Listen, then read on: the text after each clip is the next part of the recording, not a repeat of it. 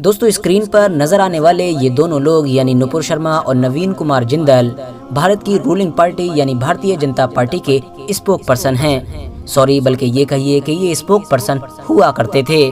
کیونکہ اب تک تو ان دونوں کو ہی پوری طرح سے بی جے پی کی پارٹی سے نکال دیا گیا ہے۔ دراصل دوستو ہوا یہ تھا کہ یہ دونوں ہی لوگ کسی نہ کسی فارم میں یعنی کبھی تو سوشل میڈیا پر اور کبھی نیوز چینل پر بیٹھ کر پیغمبر اسلام یعنی حضرت محمد صلی اللہ تعالی علیہ وسلم کے خلاف بیان بازیاں کر رہے تھے،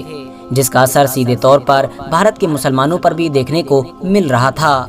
بھارت کے مسلمان نہ صرف ان کے خلاف ایکشن کی مانگ کو لے کر جگہ جگہ پر پروٹیسٹ کر رہے تھے، بلکہ الگ الگ تھانوں میں FIR بھی فائل کر رہے تھے، مگر ان تمام چیزوں کے باوجود بھی ان کے خلاف کوئی ایکشن لینا تو دور بلکہ ان کو الٹا ایک بڑے گروپ کی طرف سے سپورٹ بھی کیا جا رہا تھا۔ سوشل میڈیا پر ایسے بہت سارے لوگوں کا ایک بڑا گروپ موجود تھا کہ جو آئے دن ان کے ہی سپورٹ میں ہیشٹیگ چلا رہے تھے۔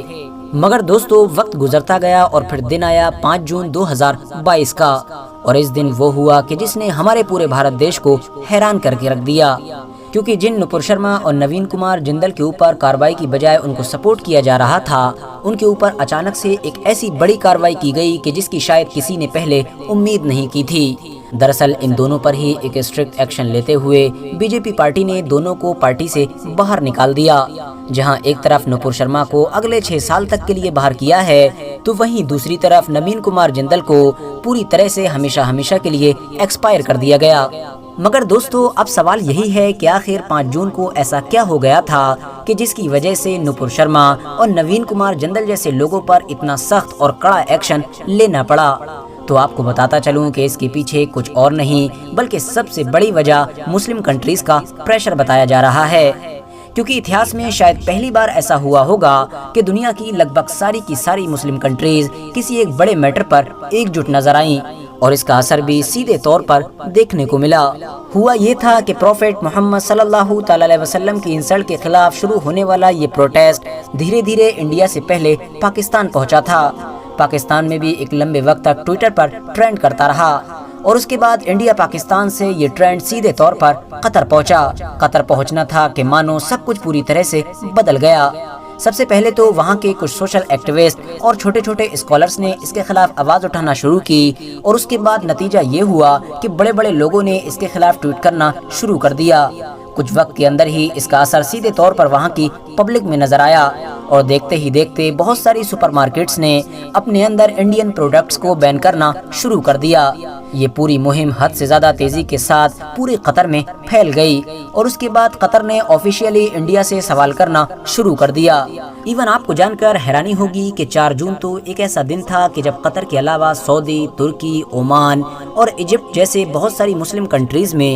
انڈیا کا یہ بڑا میٹر ٹویٹر پر 1 نمبر پر ٹرینڈ کر رہا تھا۔ ایز اے ریزلٹ وہاں کی عام پبلک میں اتنا زیادہ غصہ پیدا ہو گیا کہ وہاں کی گورنمنٹ نے بھی اب دیکھتے ہی دیکھتے انڈیا سے سوال کرنے شروع کر دیے۔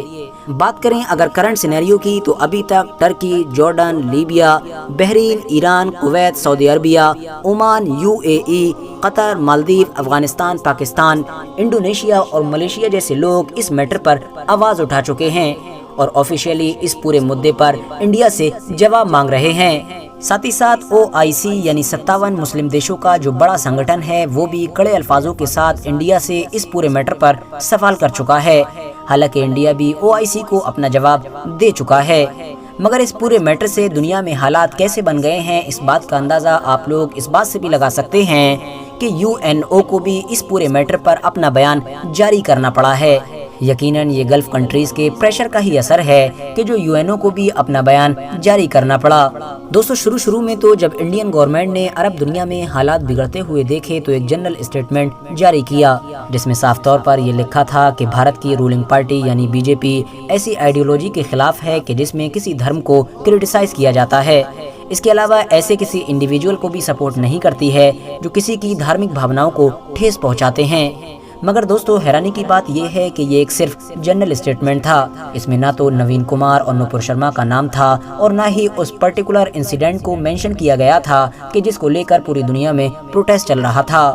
مگر اسی دن کچھ وقت کے بعد ہی انڈین گورنمنٹ کو یہ ریئلائز ہو چکا تھا کہ شاید اب پانی سر سے اوپر جا چکا ہے، इसी लिए कुछ वक्त के अंदर ही एक और स्टेटमेंट जारी किया गया, जिसके जरिए से पूरी दुनिया को ये बताया गया कि इन दोनों के खिलाफ एक कड़ा एक्शन ले लिया गया है और दोनों को ही पार्टी से बाहर का रास्ता दिखा दिया गया। मगर दोस्तों, अब सवाल तो ये भी है कि आखिर इंडिया मुस्लिम कंट्रीज और ख़ास तौर से गल्फ कंट्रीज के सामने इस मैटर पर झुकने के लिए मजबूर क्यों हुआ। अदरवाइज तो अमेरिका जैसा ताकतवर देश भी इंडिया के खिलाफ वक्त वक्त पर बहुत सारी रिपोर्ट्स जारी करता रहता है, जिसमें इंडिया के अलग अलग आंकड़ों को दिखाया जाता है, मगर इंडिया ने कभी भी अमेरिका की इन रिपोर्ट्स को सीरियस नहीं लिया।